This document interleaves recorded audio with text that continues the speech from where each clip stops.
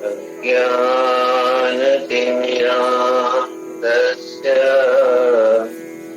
ज्ञानाञ्जनशलाकया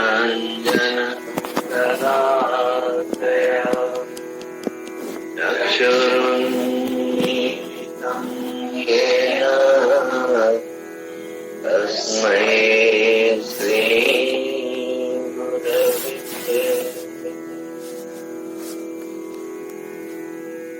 गुरुर्ब्रह्मा गुरुर्विष्णुः गुरुर्देवो महेश्वरः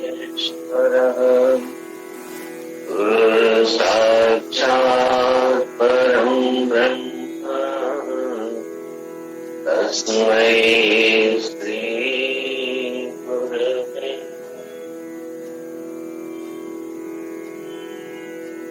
ओम श्री कृष्णाय नमः। ओम श्री सद्गुरु चरण कमलेभ्यो नमः।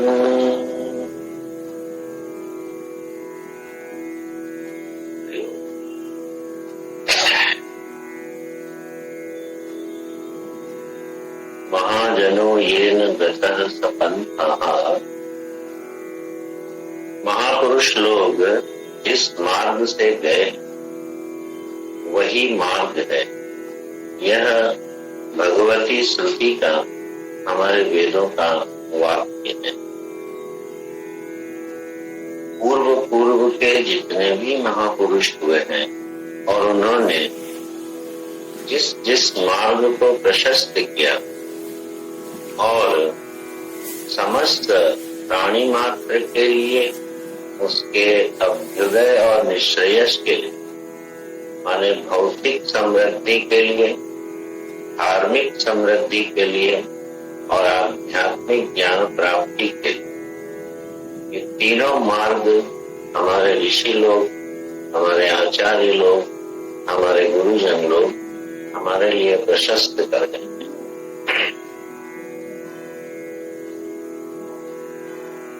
हमको अपने जीवन में कौन सा मार्ग चुनना है, इस मार्ग का आश्रय लेकर के हम इस मनुष्य जन्म को सार्थक बना सकते हैं, सफल बना सकते हैं।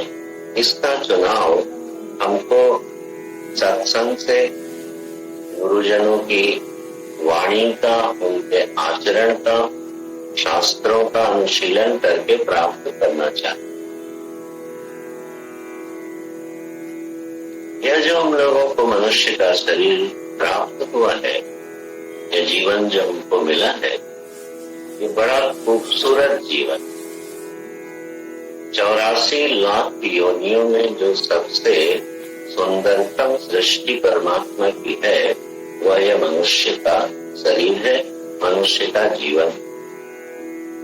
ऐसा ऐत्रेय उपनिषद में आया। ऐत्रेय उपनिषद में जब सृष्टि का वर्णन आता है, परमात्मा ने जब सृष्टि बनाई तो वो बनाते गए और उन्हें प्रसन्नता नहीं, लेकिन जब उन्होंने मनुष्य को बनाया तो उसको देखकर उसने प्रसन्न हुए और सीमाम विदार्य उसने प्रवेश कर। ऐसी आख्यायिका हमारे श्रुतियों में आती है। यह जो मनुष्य का शरीर हमको मिला, इसको संतों ने भी दुर्लभ बताया, योगियों ने भी दुर्लभ बताया, भगवान ने गीता जी में इसको दुर्लभ बताया है।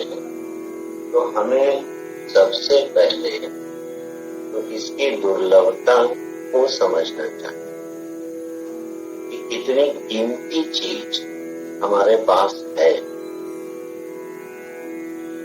एक बच्चे के पास कोई कीमती खिलौना आ जाता है तो उसको कितना संभाल के रखता है। किसी कामार्थी को उसकी प्रिय वस्तु जब प्राप्त होती तो उसको कितना संभाल के रखता है। हम जो जीव है, जीव भाव में जो, उनको अनेकों शरीर प्राप्त हुए। हम लोगों को अनादि जन्मों से अनादि शरीर प्राप्त हुए और उसी क्रम में एक संयोग बना और यह मनुष्य की काया हमको प्राप्त। यह काया दुर्लभ है, पहले तो इसका हमें ज्ञान,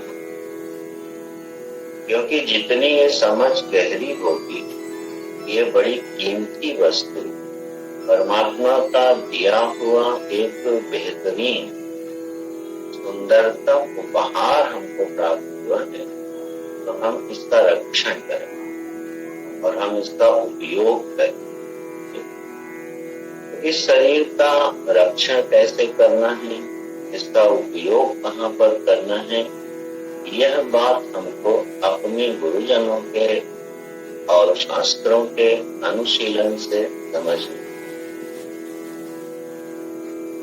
इस मनुष्य जीवन की जो सबसे बड़ी विशेषता है, वह विशेषता है बुद्धि। क्यों यह मनुष्य का शरीर अन्य शरीरों से महत्वपूर्ण है? एक सुंदर वृक्ष का शरीर है, सुंदर पशु पक्षियों के शरीर हैं, बड़े बड़े विशाल प्राणियों के शरीर हैं, और बहुत सारे शरीरों में हमसे बहुत अधिक बल है। बहुत शरीरों में ऐसी इंद्रियां हैं जिनकी क्षमता मनुष्य के शरीर की क्षमता से बहुत अधिक है, और बहुत से पक्षी हैं, इतने सुंदर हैं कि उसको देख करके उसको बनाने वाले परमात्मा का जब स्मरण होता है तो मन आनंद से भर जाता है। इतने शरीरों में, कोटि कोटि ब्रह्मांडों में विस्तार को प्राप्त हुई इतनी योनियों, इसमें देवादि योनियां भी शामिल, मनुष्य ही क्यों दुर्लभ? क्योंकि हम मनुष्यों के पास एक बड़ी कीमती चीज है, उसका नाम है बुद्धि। यह बुद्धि जिसकी संस्कृत है तो संस्कृत हो गई है, और जो अपने जीवन में बुद्धि का, विवेक का जो प्रयोग है वह करना सीख उसका जीवन साधन।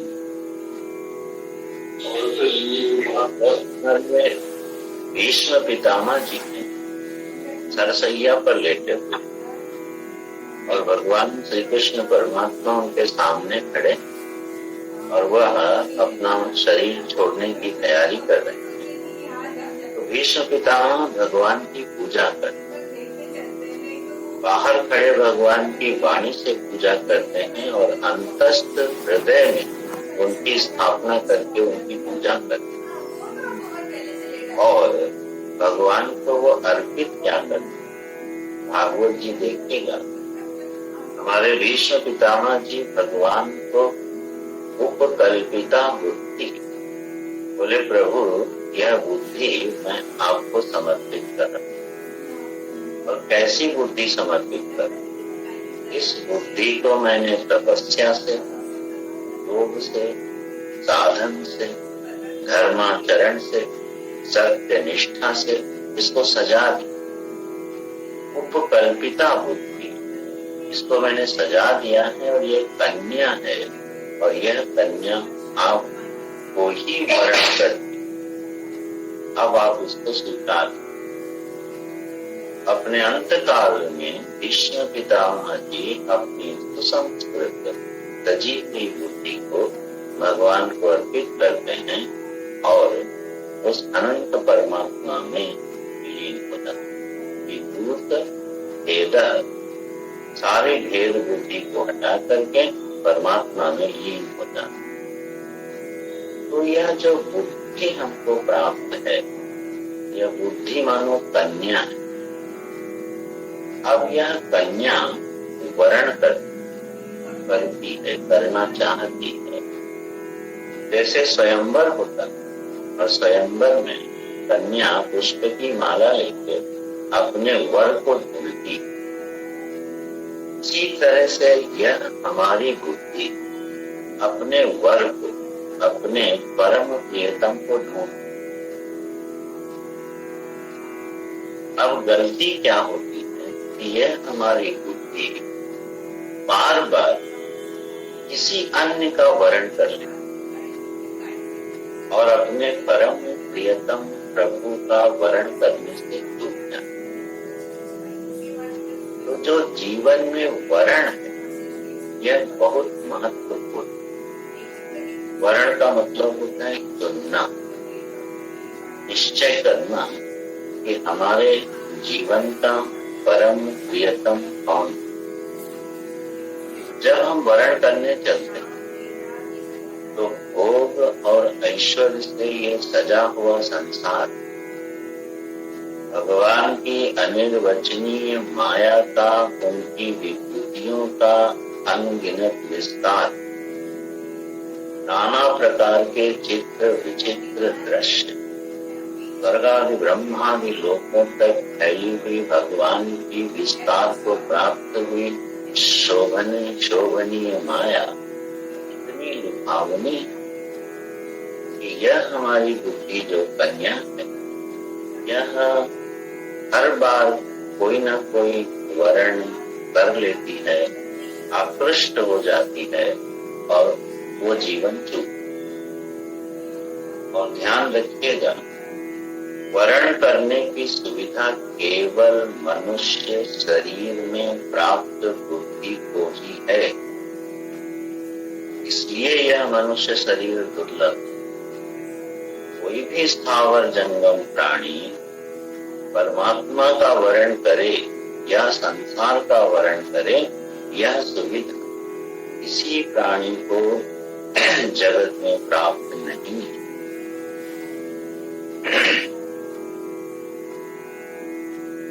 अब अगर हम लोग इस पर ध्यान दें तो आप सोचिए, इतने बड़े ब्रह्मांड में, इतने शरीरों में केवल यह शरीर मनुष्य का ऐसी बुद्धि से प्रभु ने संपन्न किया कि इसको ये फ्रीडम दे दी, स्वतंत्रता दे दी कि तुम अपना मन चाहा वर्ण कर सकती हो।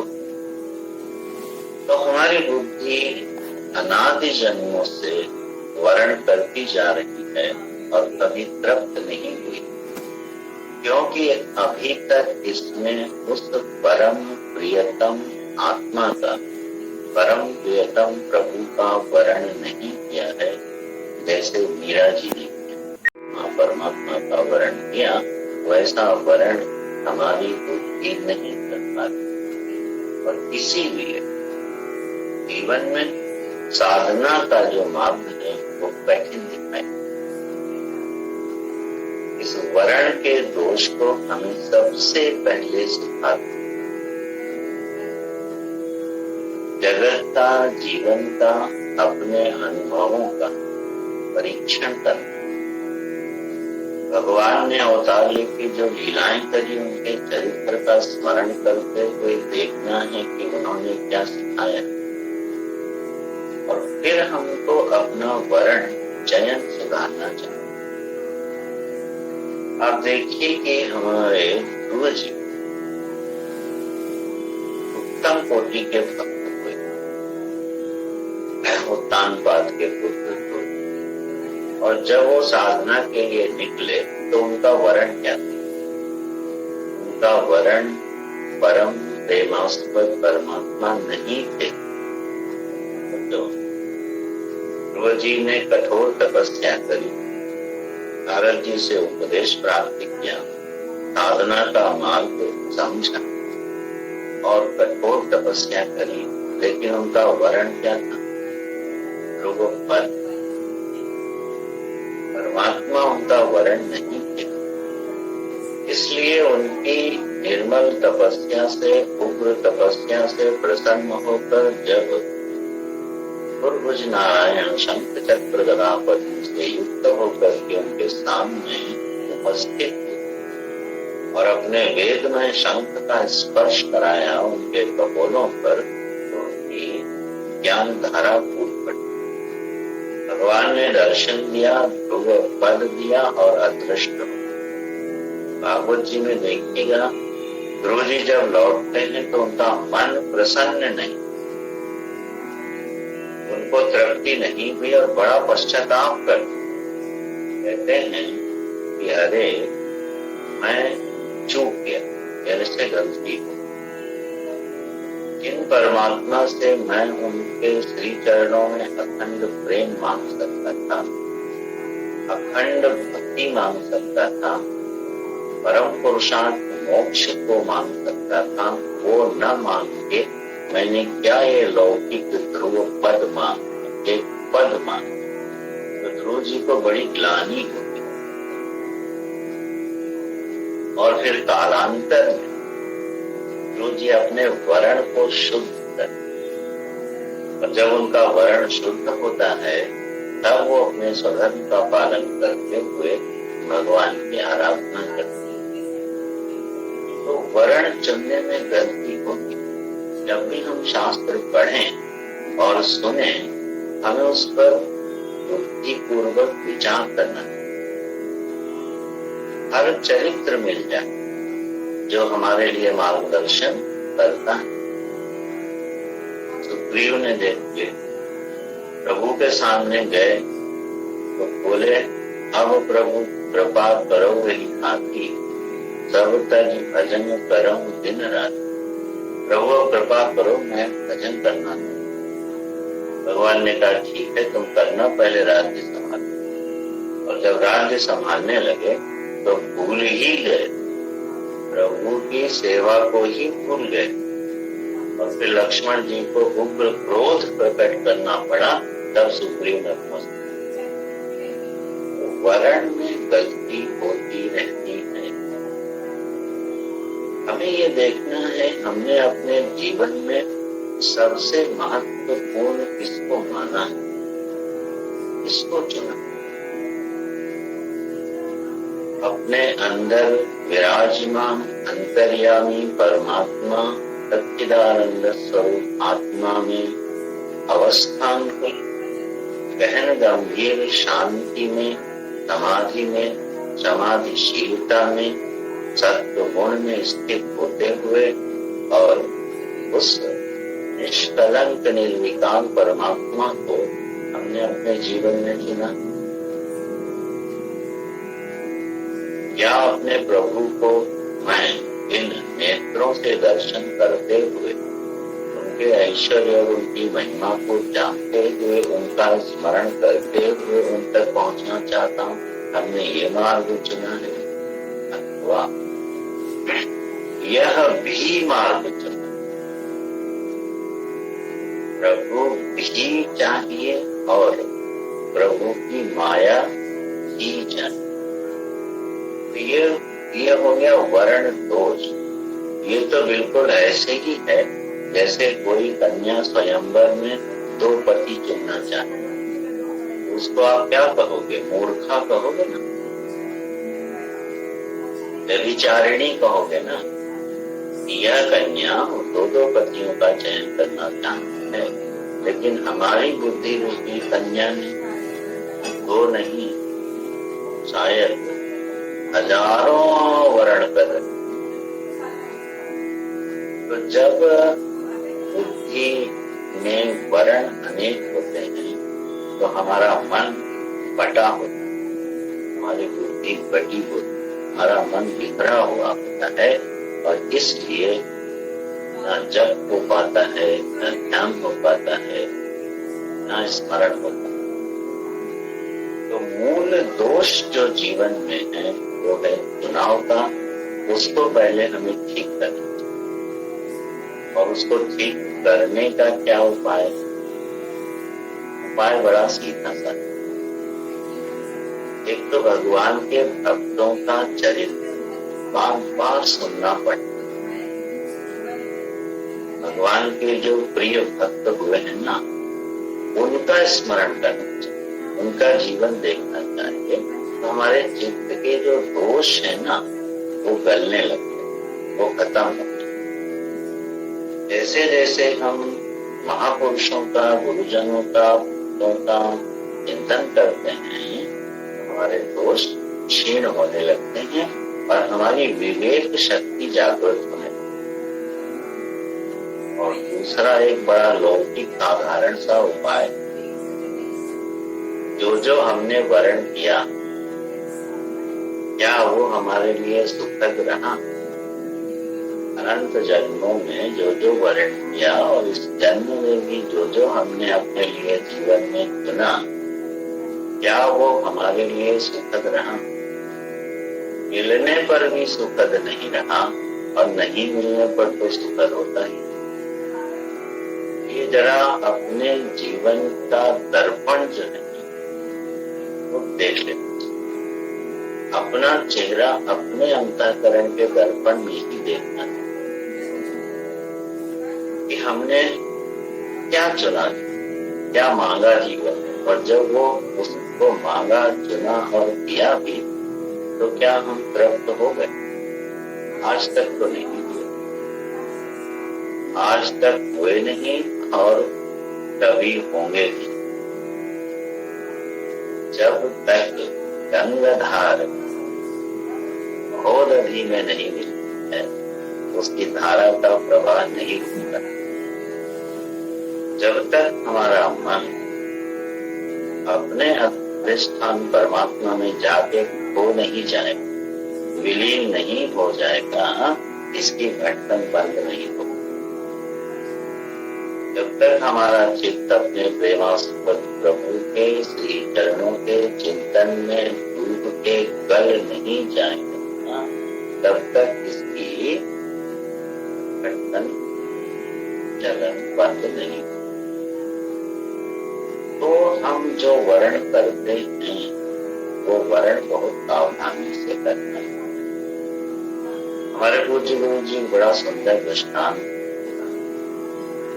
जब कोई कन्या का विवाह होता है और वह कन्या ससुराल में जाती है, तो उसका कितने लोगों के साथ संबंध होता है? सास के साथ, ससुर के साथ, जेठ के साथ, देवर के साथ, और अनगिनत संबंध बन जाते हैं विवाह होते ही। लेकिन उस कन्या ने वर्ण किसका किया? पति। तो संबंध जितने बने वो किसके नाते बने? पति के नाते बने। तो सबसे मुख्य संबंध उस कन्या का किसके साथ रहता है? अपने चुने हुए, प्राप्त हुए पति के साथ। और उनके नाते सबके साथ संबंध रहता है। जितने भी बाकी संबंध हैं वो सब पति के नाते हैं। इसी तरह से जगत में इस जीव के जितने भी संबंध हैं किसके नाते? मेरे प्रभु के नाते। जब हम अपने जीवन में अपने प्रभु को चुन लेते हैं, अब उस प्रभु के नाते मेरा दुनिया के साथ संबंध। क्यों? क्योंकि ये जगत किसका है? मेरे प्रभु का। किसने बनाया है? कौन इसका पालन कर रहा है? कौन रक्षण कर रहा है? कौन संहार करेगा? मेरे प्रभु करेंगे। तो जो भी संबंध दुनिया से बनता है वो मेरे प्रभु के रास्ते बनता है। अन्यत सब ही राम के नाते। सारे संबंध मुझे स्वीकार है, लेकिन मूल में कौन? मेरे प्रभु। इसको कहते हैं वर्ण शुद्धि। तो हम लोग अपनी बुद्धि का, विवेक का प्रयोग करके और बार बार इस विवेक को प्रबल और बलवान बनाते हुए जीवन की सच्चाई को समझते हुए अपना वर्ण बदल देना चाहिए और सही वर्ण कर लेना। और जिसने सही वर्ण किया, आज हम उनकी पूजा करते हैं, आज हम उनको याद करते हैं। प्रहलाद जी ने वर्ण किया। प्रहलाद जी का नाम लेते ही और उनका स्मरण करते ही मन पवित्र होता है। मीरा जी ने वर्ण किया, कृष्ण का वर्ण किया, और उसके नाते सारे संबंध उन्होंने स्वीकार और अस्वीकार कर दिए। तो आज हम उनको याद करते हैं, उनके गाए हुए पदों को गुनगुनाते हैं और अपने हृदय को पवित्र। तो क्यों ना हम उसी वर्ण को वर लें, जो हमारे पूर्व महापुरुषों ने वर्ण किया। इसलिए वेद की पंक्ति है, महाजनों ये न गतः तपन्था नान्यो पंथा विद्यते यनाय। कोई और दूसरा मार्ग जीव के लिए नहीं है। वर्ण शुद्ध होता है, हमारा बहिरंग और अंतरंग दोनों जीवन ठीक होने लगते हैं। क्यों? क्योंकि हम हर कर्म, हर भाव और चिंतन में किसको सामने ले आते हैं? प्रभु को। ये प्रसन्न हो रहे हैं कि नहीं हो रहे? अगर ऐसा जीवन कहीं दृष्टांत में देखना हो तो हनुमान जी का देख, प्रहलाद जी का, विशेष रूप से हनुमान जी का चरित्र पढ़िए। हनुमान जी ने अपने जीवन में वो हर काम बिना किसी संकोच के किया जो उनके प्रभु श्री राम की प्रसन्नता का कारण बनता है। हनुमान जी का जीवन प्रभु श्री राम के अलावा कुछ था ही नहीं। उनका अपना कोई योजना, अपना कोई प्रोग्राम, अपनी कोई इच्छा, अपना कोई संकल्प था ही नहीं।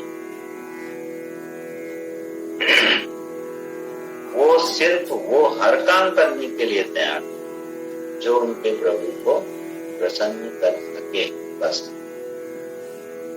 अब जानकी जी ने कहा कि ये सिंदूर लगाने से प्रभु प्रसन्न हो। आप लोगों ने कथा सुनी हो वाल्मीकि रामायण में। बोले सबको भगवान ने अयोध्या में सेवा दी, सबके लिए सेवा दी, और हनुमान जी को कोई सेवा ही नहीं दी। हनुमान जी बड़े दुखी हुए कि प्रभु ने तो हमें कोई सेवा ही नहीं दी। तो जानकी जी के पास गए, भगवती सीता से कहते हैं, माँ प्रभु ने हमको कोई सेवा ही नहीं दी, हमसे नाराज ही क्या? बोले ऐसा है, ये जैसे हम सिंदूर लगाते हैं तो प्रभु हमसे बहुत प्रेम करते, विनोद में कहा। तो हनुमान जी ने पूरा पूरा सिंदूर ही अपने शरीर पर पोत लिया और जाके बैठ गए। तो भगवान की दृष्टि पड़ी, बोले हनुमान ये क्या रूप बनाया? बोले जब जानकी जी थोड़ा सा सिंदूर लगाती हैं तो आप उनको इतना प्रेम करते हो, तो हमने कितना सारा सिंदूर ही पोत। इसलिए आपने देखा होगा हनुमान जी की पूजा में सिंदूर और घी का लेप किया जाता है। इसके पीछे कथा वो, तो उन्हें इस बात से कोई मतलब यह है कि प्रभु का प्रेम मिले और सिंदूर पोतने से मिले या कुछ भी करने से। भगवान प्रसन्न में बोले अच्छा ऐसा करो, तुम जो है चंवर पंखा डुलाने की सेवा तुम्हारी। इसलिए हनुमान जी को फिर चंवर डुलाने की सेवा भगवान। हनुमान जी का जीवन देखिए, कर्म योगी का जीवन कैसा होता है, प्रभु प्रेम का जीवन कैसा होता है, इसका दृष्टांत में। तो जब हम अपने जीवन में एक आधार बना लेते हैं, किसको? अपने गुरु को, अपने इष्ट प्रभु को। अब हम जो भी काम करेंगे, मेरी दृष्टि रहेगी ये इससे मेरे अंतर्यामी प्रभु नाराज तो नहीं होंगे, इससे हमारे गुरु नाराज तो नहीं होंगे, दुखी तो नहीं होंगे। आप देखिएगा हमारा जीवन अपने आप चलने लगेगा। हर गलत काम करने से पहले हमारे गुरु हमारे सामने खड़े हो जाएंगे, बोलेंगे ये मार्ग ठीक नहीं। तो जीवन में जो सौंदर्य प्रकट होता है वो वर्ण होते ही प्रकट होने लगता है। उसके बाद हमको जो हमारा बहिरंग जीवन का मतलब होता है दो तरह का जीवन हम हर मनुष्य को प्राप्त है। एक है अपनी उपाधि के अनुसार जगत में व्यवहार, माता है, पिता है, पुत्र है, स्वामी है, यति है, परिव्राजक है, जो भी उपाधि के साथ हम जीवन जी रहे हैं उसके साथ हमारा एक धर्म सम्मत व्यवहार होता है। उसको स्वधर्म को। गीता जी में ये विषय अभी चल रहा था, आगे आएगा।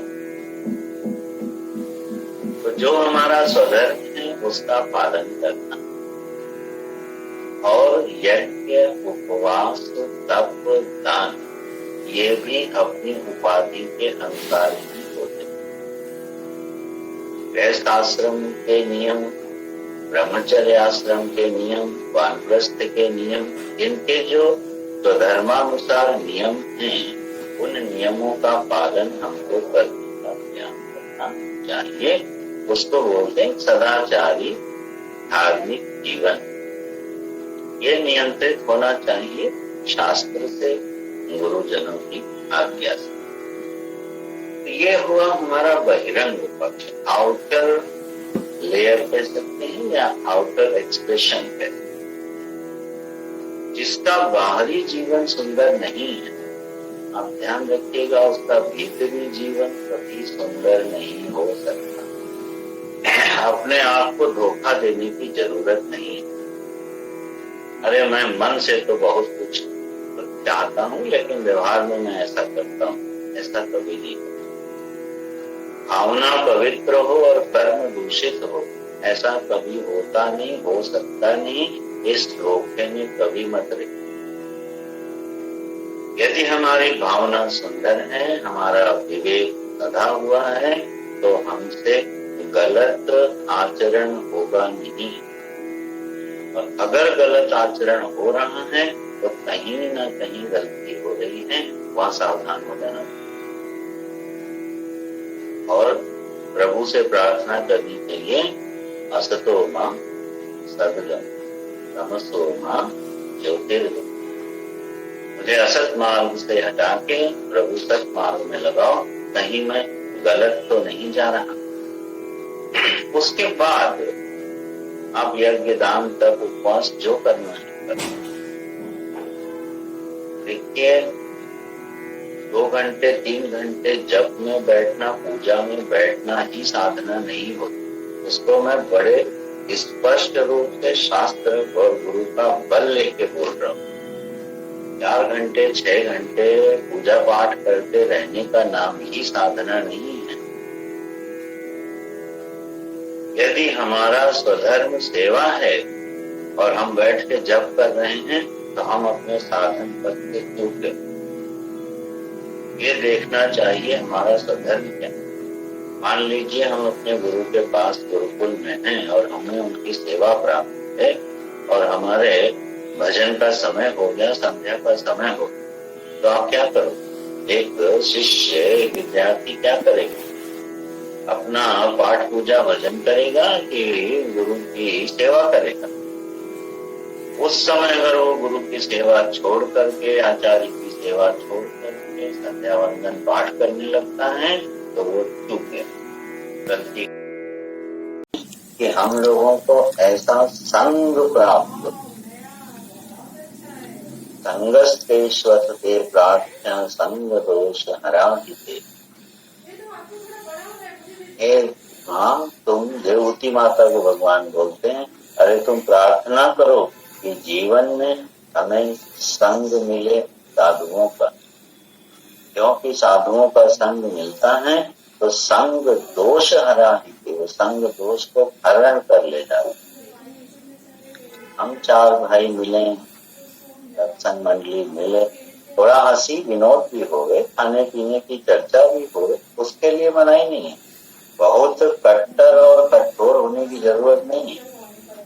जीवन में ऐसा सिद्धांत मत बना लेना जो सिद्धांत ही रह जाए और जीवन में घटे ही ना। ऐसा सिद्धांत कभी मत बनाना। 4 साधक मिले तो अच्छी चर्चा करें, थोड़ी खान पान की भी चर्चा हो, हालचाल भी पूछा जाए, लेकिन कीर्तन हो, अपने अनुभवों का संप्रेषण हो, एक दूसरे से प्रेम से पूछें कि तुम्हारी साधना कैसी चल रही, तुम्हारे जीवन में कुछ विकास हो रहा है कि नहीं हो रहा, इस समय कौन सा ग्रंथ पढ़ रहे हो, हमें कौन सा ग्रंथ पढ़ना चाहिए,